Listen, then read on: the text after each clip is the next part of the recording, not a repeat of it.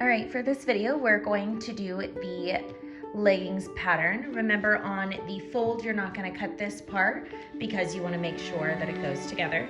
You are going to cut all the way around, and then we'll lay out our pieces. For the pants, you are going to want to make sure that right seams are together.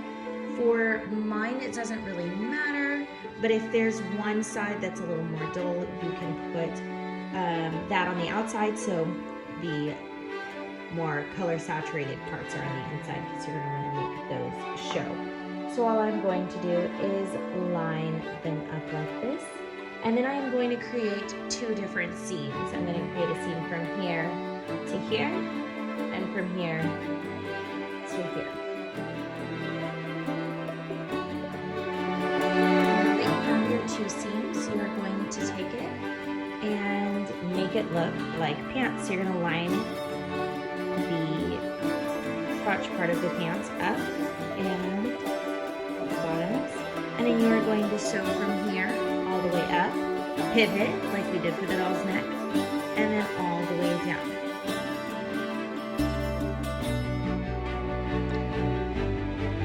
Before you do that, to make your life a little bit easier, go ahead and for each of these parts, flip them up, iron them, and then you can hem them there, so you don't have to do it later in a circle. That would probably be best. So let's go ahead and go to the iron. We'll fold these over, hem them real quick, and then we'll go back to that step. So just like you've been doing the other ones, you are going to give it a little bit of an edge, carefully with the point of your iron. Give it a little bit of heat. This is just so we don't have to use a ton of pins and have to worry about the pins being in the way. If we give it just a little bit of heat, you can even use the steam function to make sure it is secure.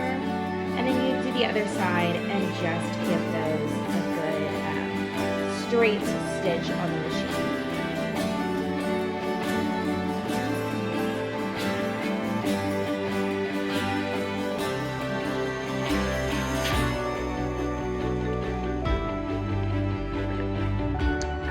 Let's go to Alright, now that we've hemmed the bottoms, now we're going to do what I talked about and make the pant legs. That'll make it a lot easier than doing it afterwards. So we're going to line the crotch, and then I would suggest ironing it, but you do not have to, but you can iron it just to make it really crisp.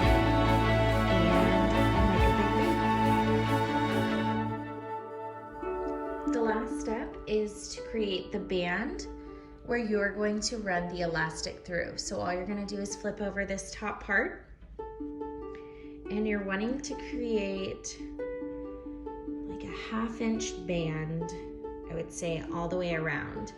And the trick to this is that you want to make sure that when you are sewing, you're leaving a spot open.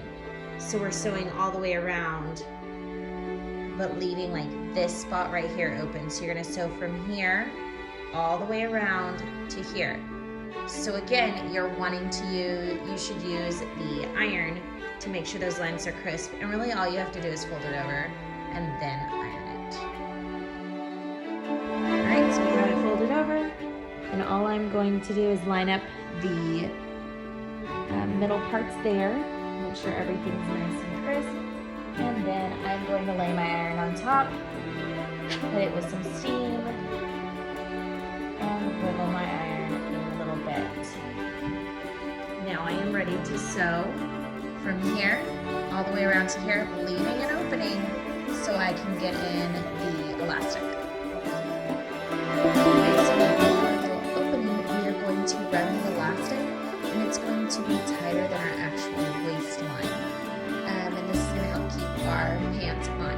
I didn't bring elastic from school, so we're just going to continue my ribbons, my elastic. Obviously, an elastic is going to have more give, it's going to work better, but you'll also need a safety. So, you are going to measure the elastic, in my case it's ribbon, and make sure that it at least can go around the pant, the top of it. You will take your pen and you are going to poke it through. Now you can make drawstring pants, but they would be inner drawstring pants. It might be a little bit easier, but I'll explain that when I get to that step. So you're gonna close it, and that opening part, you are going to run it through there.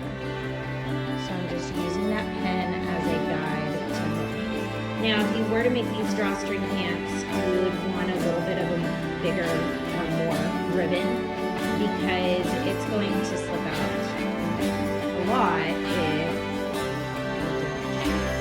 So now I have these two, so I take off my pen and I make it tight enough to have a little bit of give. Mine isn't going to have give because it's ribbon. Then you'll take your two pieces, you can even pull it to give you more room. Take your two pieces and you're just going to do a tiny little stitch there.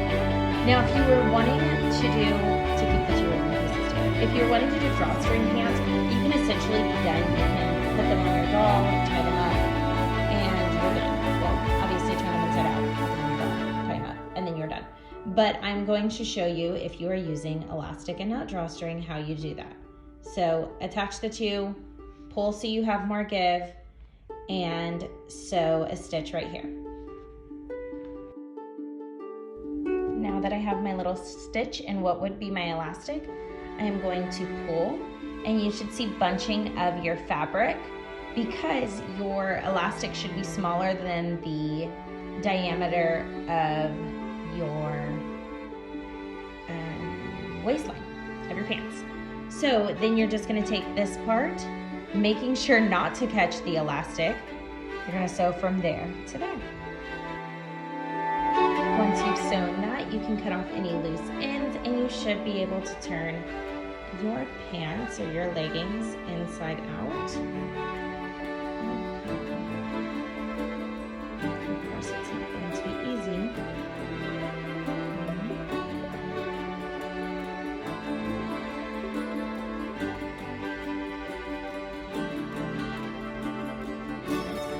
And you can iron them if you feel like they need to be ironed, but other than that, your pants.